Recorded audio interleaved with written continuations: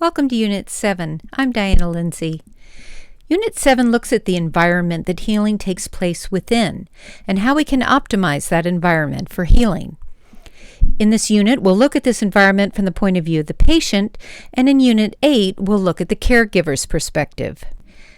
So far in this course, we've looked at our capacity for self-healing and self-care in the context of all of our personal dimensions. This unit now moves into our social relationships and the macro environment as a whole.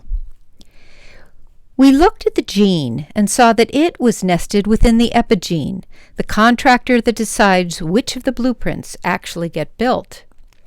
We looked at the cell and saw how critical the extracellular matrix, the environment that the cell nests within, was. It determines which nutrients and communications reach the cell, and when inflammation clogs the highways of this microenvironment, things like cancer can proliferate. A cancerous tumor, seen in this diagram as the pink cells, also lives in its own microenvironment that includes other cells that the tumor has recruited for the purposes of its own survival and growth. The interaction between these cells, called stroma cells, and the cancer cells are bidirectional. Scientists use words like recruited and activated when describing how these cells help the cancer grow, invade, spread, metastasize, and develop resistance to chemotherapy, which led Jenny Chi, a UCSF student, to pose this picture of a corrupted system in response to a paper by Douglas Hanahan called Accessories to the Crime: Functions of Cells Recruited to the Tumor Microenvironment. Now, tumors develop within microenvironments, yet cancers develop within a person who is nested within several environmental contexts. Coldix and Way assert that the traditional projections of cancer mortality fail to account adequately for all the multi-level interactions and reciprocity among biological pathways, physical and built environments, and social and behavioral factors.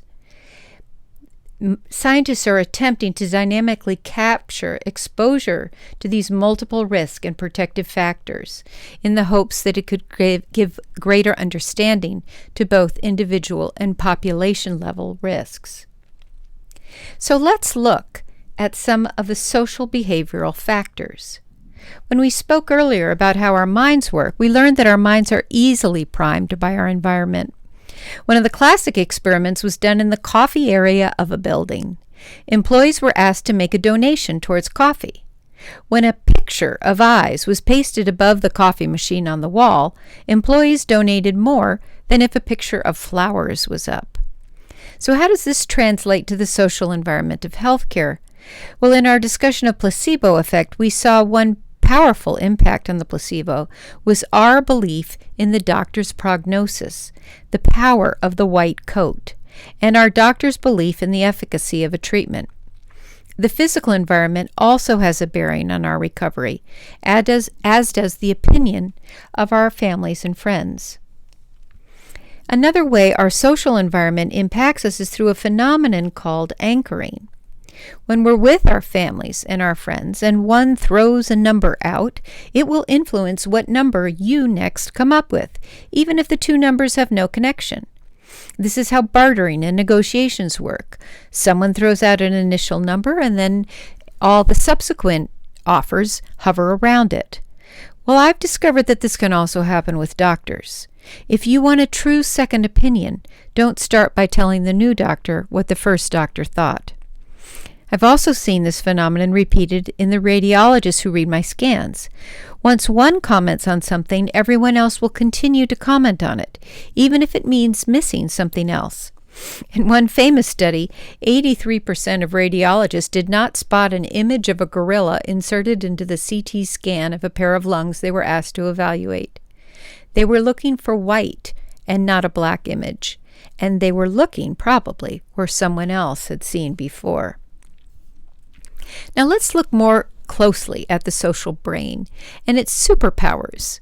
One of the men who's written a lot about this is Matthew Lieberman. His book, Social: Why Our Brains Are Wired to Connect, has just come out, and he has a TED Talk that you'd enjoy watching. Lieberman says that his fMRI research shows that we peer into the brains of others. We have two distinct networks that support our social and our non-social thinking, and that as one network increases its activity, the other quiets down, kind of like a neural seesaw, Lieberman says. But here's the fascinating thing.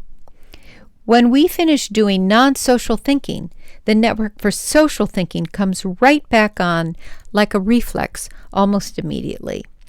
Now, why would the brain be set up to do this? Well, Lieberman says it's because our reflex prepares us to walk into the next moment of our lives focused on the minds behind the actions.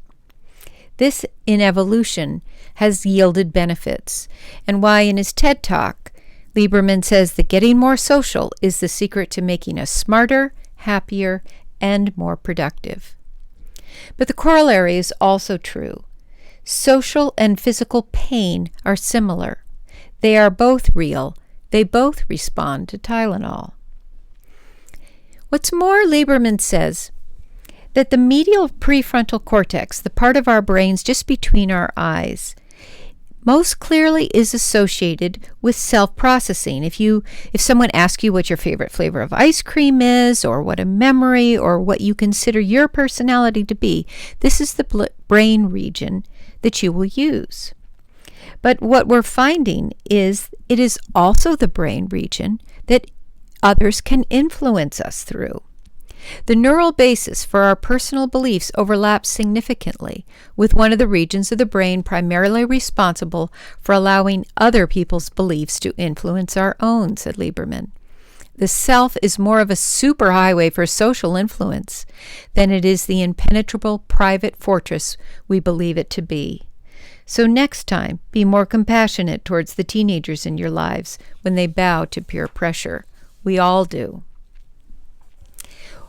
Another mechanism for this is something called mirror neurons. Researchers tell us that mirror neurons are what allow birds to sense each other's intent during migration.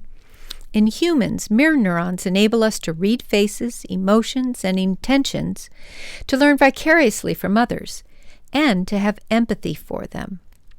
These brain cells were first discovered in monkeys when Italian scientists learned that the same part of a monkey's brain fired, whether it watched a researcher lift a glass or the monkey itself lifted the glass. Then they discovered that mirror neurons could tell not only what the researcher was doing, like grasping, but also the intention behind it, whether the researcher intended to grasp in order to drink or simply to clean up the glass. We are exquisitely social creatures, said Giacomo Rizzolatti, one of these neuroscientists. Mirror neurons allow us to grasp the minds of others not through conceptual reasoning, but through direct stimulation, by feeling, not by thinking. Bill Clinton was right. We do feel each other's pain. So the role of this mirror mechanism is to provide a direct understanding of the actions and emotions of others without higher order cognitive mediation. Limited development of this seems to determine some of the core aspects of autism spectrum disorders. An understanding of this is being used now as new rehabilitation strategies to treat motor deficits after stroke.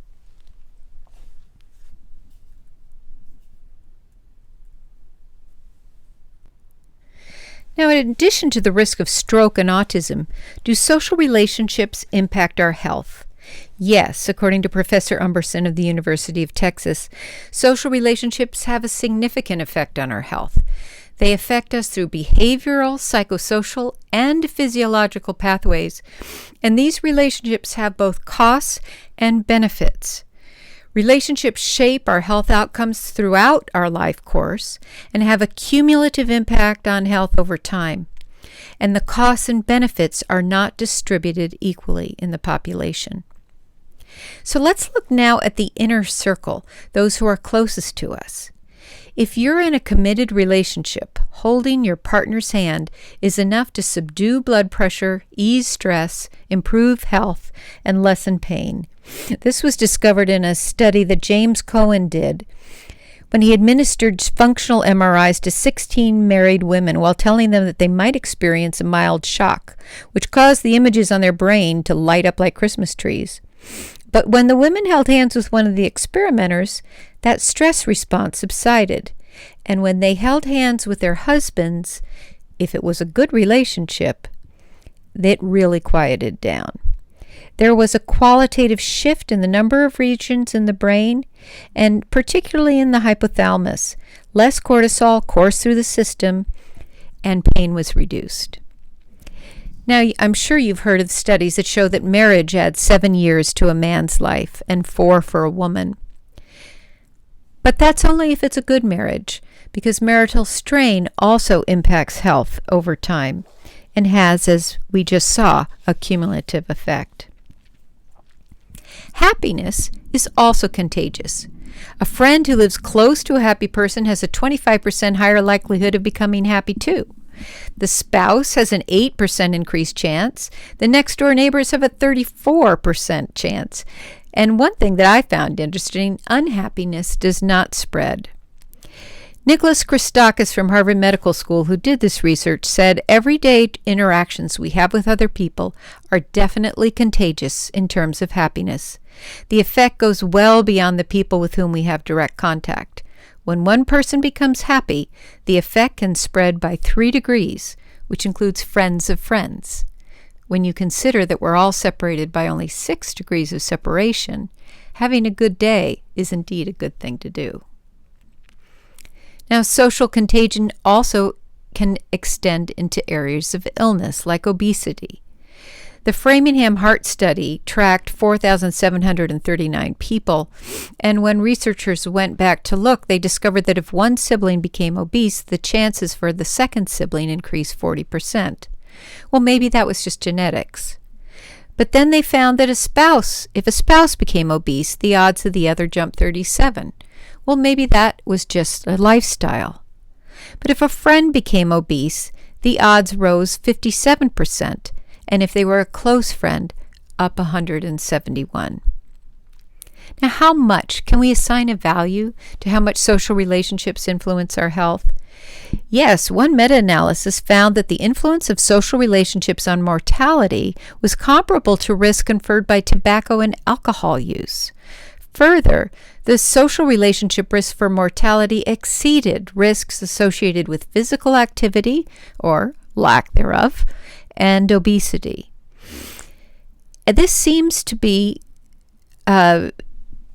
translated into actual illness. Ovarian cancer patients with a greater sense of social attachment had a lower likelihood of death. Inflammation may be one of the mechanisms that this takes place. Now, as was reported earlier, inequality in social environments impacts our health too. Where we live, who we live with, the culture we live in can impact us positively and negatively. And inequalities in cancer incidence and mortality, for example, varies by race, ethnicity, and socioeconomic status.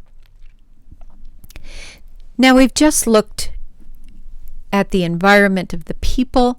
Of course, our macro environment around us is also impacting us, whether in a harmful way or in a beneficial way. Our genetic inheritance is our exposure prior to this lifetime, but the exposome is our exposure over a lifetime.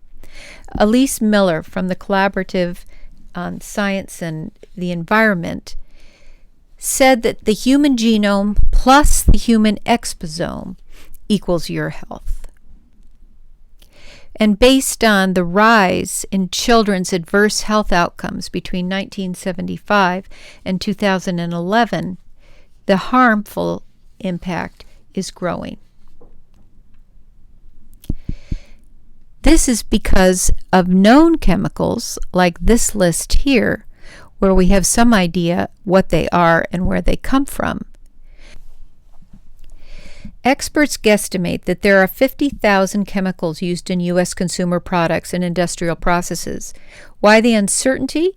Because the 1976 Toxic Substance Control Act doesn't require chemicals to be registered or proven safe before use. In Europe, however, scrutiny is higher, and they suggest that 10 to 30% of U.S. chemicals would need some additional level of control. That would be 5,000 to 15,000 chemicals would need testing instead of the 5 that have currently been restricted.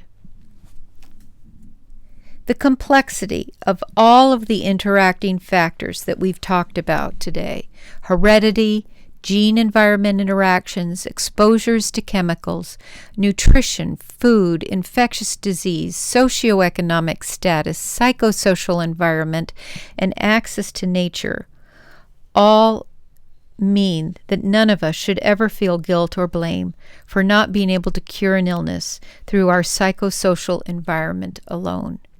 There is so much beyond our control. And so it is also important to remember that our environment also includes tremendous beauty, majesty, and healing.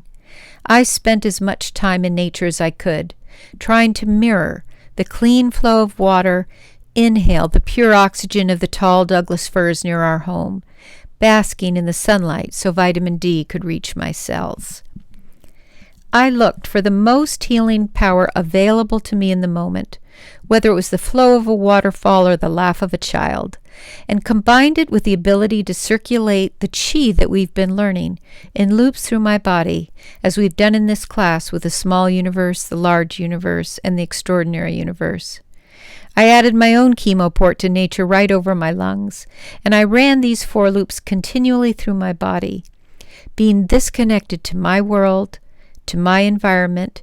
Circulating this kind of energy made me realize that living was enough, regardless of how many days I had left.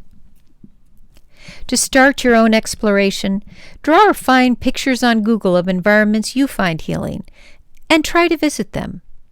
How about your home? Is it a healing environment? What would make it more healing for you? In the next video, we'll talk about how to create optimal social environments for healing, now that we know how important these environments are to our health. I'll see you soon.